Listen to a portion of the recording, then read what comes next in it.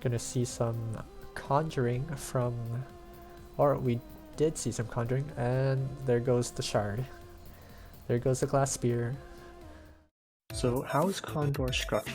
Well, this is an MMR matchmaking based tournament, with the finals being a double elimination bracket for participants with the top 8 MMR by the end of the season. Anyone is welcome to join, and players can join and quit during the beginning of the weeks that the tournament is running. The hidden MMR is assigned to you based on your speedrun PB, and if you are new to the tournament, or if you have been in the tournament before and have shown significant skill in the speedrunning community. At the beginning of the week, all participants are given 2 to 3 matches depending on the number of racers, and they will be similar to your skill level. Participants may also challenge any racer of any MMR as long as both racers agree and have not challenged each other already. The races are a set of 3, not a best of 3, so every race will have 3 races.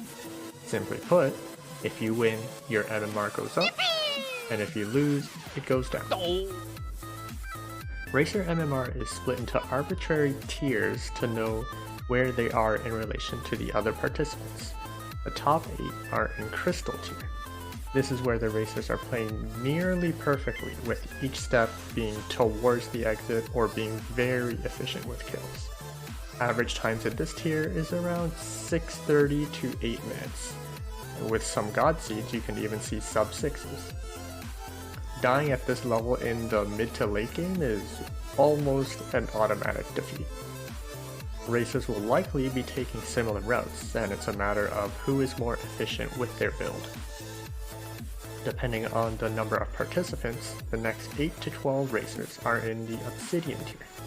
Racers at this level are very close to Crystal tier racers, with occasional hiccups in floor traversal slowing them down, such as a lack of AoE versus a single attack high damage build. Average times in this tier is around 7 to 9 minutes, and with some God Seeds you might even see sub 6 minute times. Next, 8 to 12 are in Titanium tier.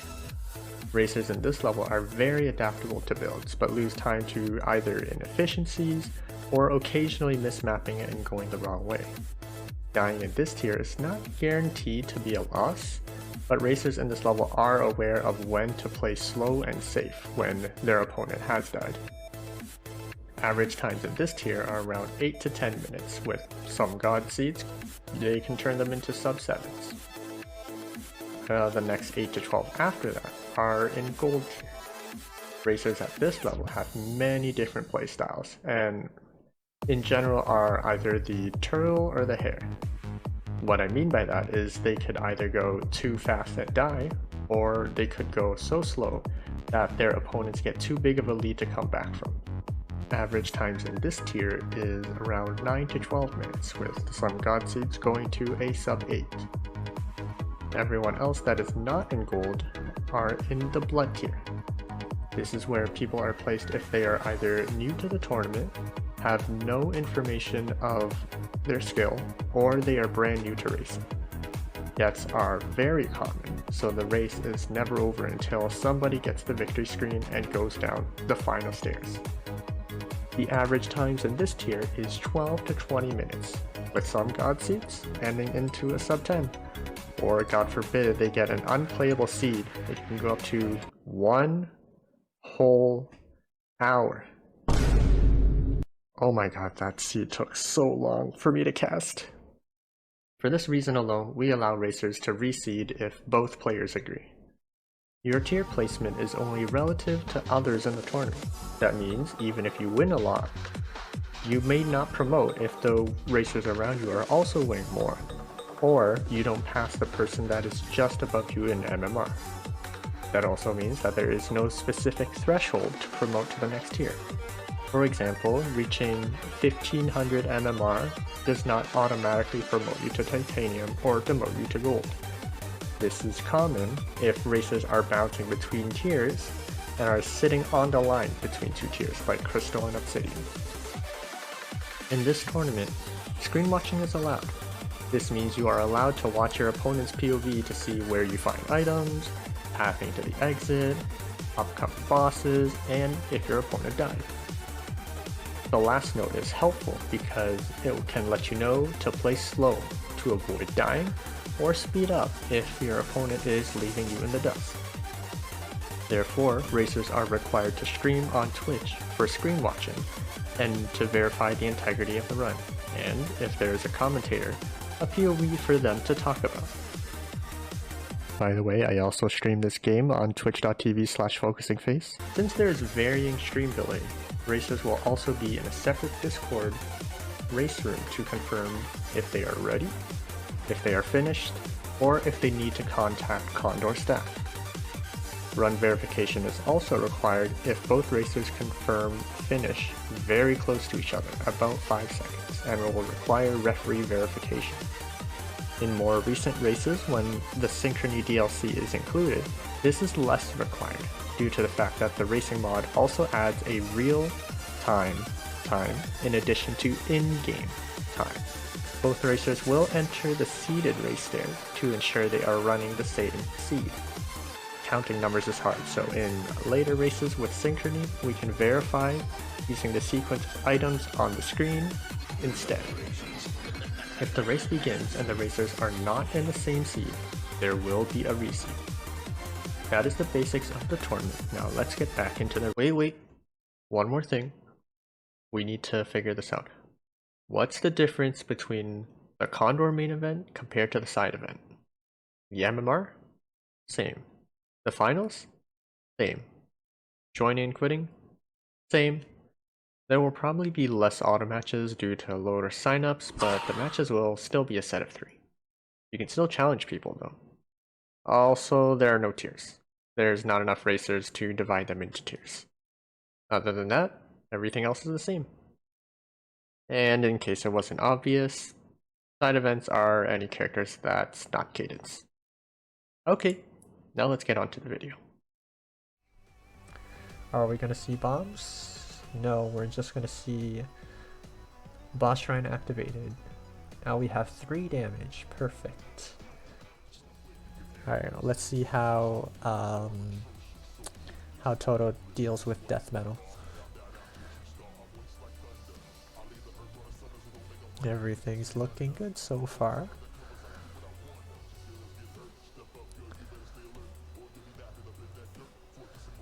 Okay, waiting for the fireball. Evtet finds chainmail, so that I have a little bit more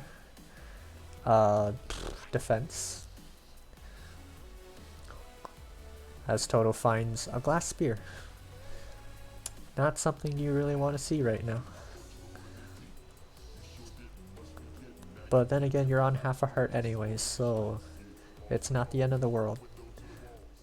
Ooh, maybe Evtet is taking a lot of time to find maybe the transmog, or they just haven't found a ring. But they're going to be playing really safe, just to make sure they don't die. If you're going to take a torch, it might as well be a small one, Toto. You don't want a luminous torch. There's a reason you took darkness. You don't want that much aggro on you. Mapping is nice, but so is less aggro. A titanium rapier find is very nice. Let's just get rid of that nightmare first. Now it's time to go fast. Unless you're going to— okay, that's not the food shop. It's never the food shop. And we're not going to be able to afford that heavy plate either. Ooh. Okay, so Evtet moves into Coral Rift right as Toto leaves Coral Rift and finds a potion. They definitely don't need to be scared of losing health anymore. Could that be the food shop? Doesn't matter actually, we don't have bombs for it. The pixie kiss would be right. Nice. Unless you bomb yourself, then it's not as nice. Oh, neither is a mummy bop. You don't want to see that. Oh, Evtet is was in a bad spot. But they found pain rings, so it's okay.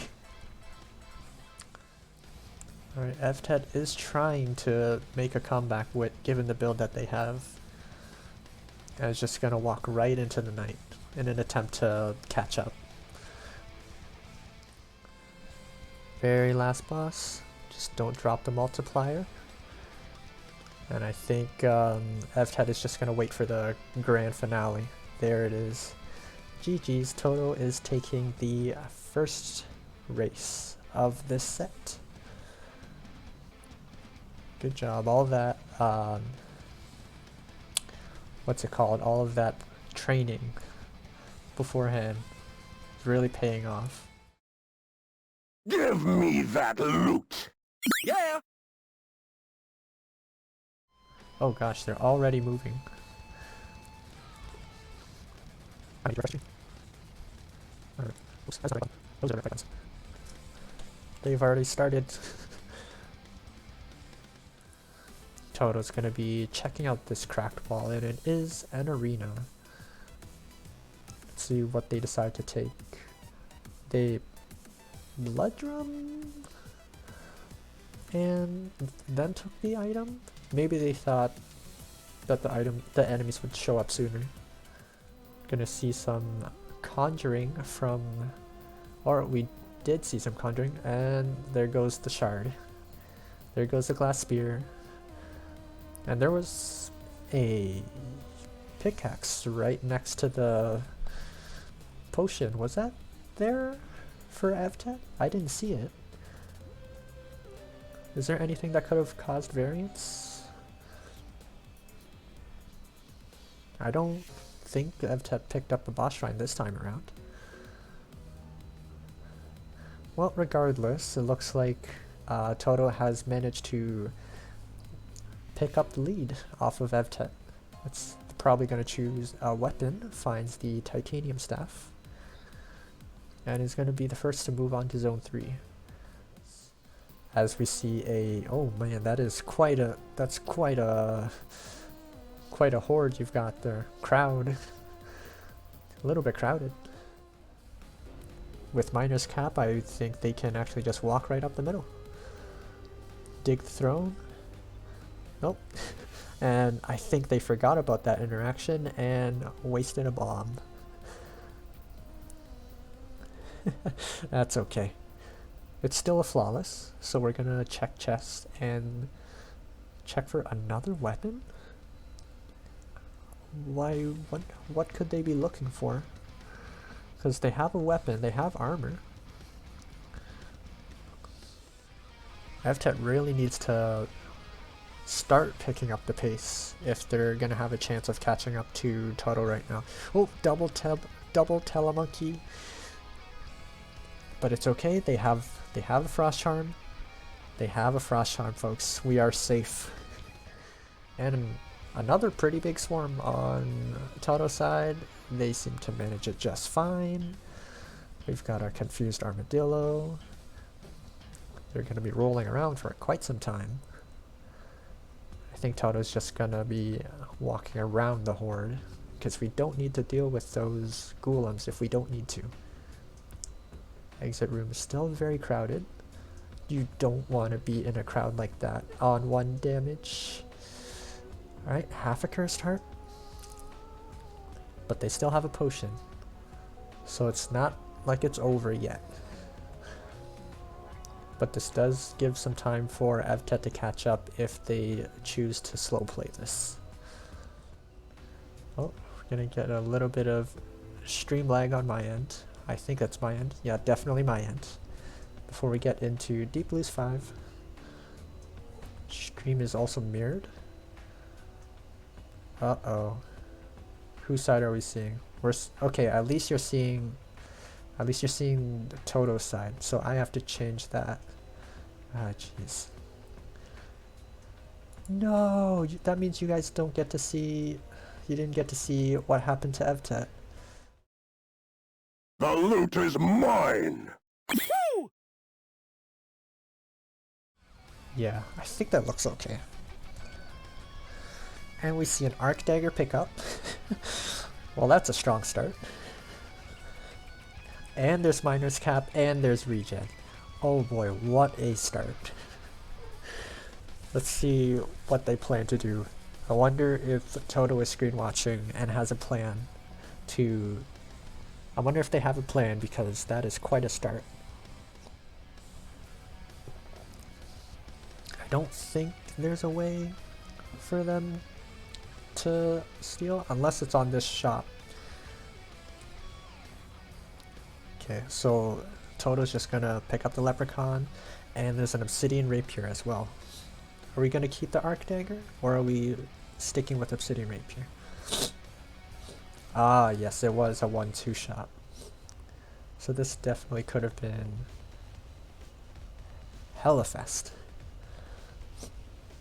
Okay, so they're just gonna buy instead of using the dragon to lure. I think Evtet is gonna be luring the dragon. Or is just gonna buy the miner's cap and go.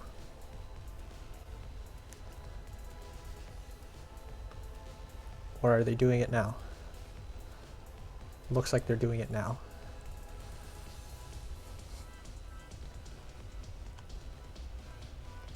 So both of them are using different strategies for the same outcome. Only about half 0.5 armor for Toto as they go down to King Konga, which is very simple with the arc dagger. Just zap the conga line and you're good to go. Evtet's going to be killing for a plate armor, some glass slippies, and I think it was the infernal torch. This is the shop that Toto missed. So the extra armor is going to really benefit Evtet once they start catching up. Regen and plate, they're going to have a lot of room to just start face tanking some enemies. Evtet bombing the throne instead of just using the arc dagger, but okay. Unfortunately, we'll not be able to flawless. We're seeing a lot of good arc dagger management. And yeah, the infernal torch killed too. Seems Toto is very aware of their build. No, oh wait, no, it was the fireball scroll. That's what happened. Oh, getting down to half a heart. This is scary. Nope, they're okay. Different paths to the same exit room, but Evtet has made it there first.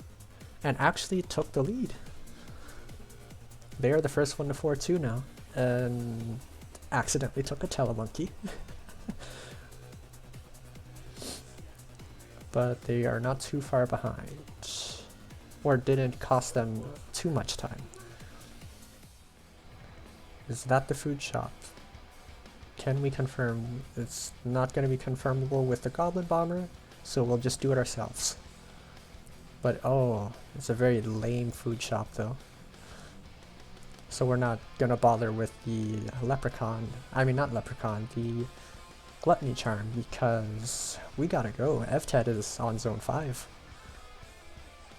They have the armor and the health to push, so I don't see Toto making a comeback unless Evtet face tanks too much. Kinda like that. We'll see if Toto is able to catch up, because oh, that's a lot of hits on Evtet's side. But it's okay. This is the final boss. We've got a quick fortissimo fight, hopefully.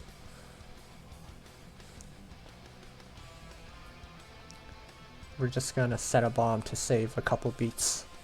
And just like that, that is the end of race 3. GG's to Evtet.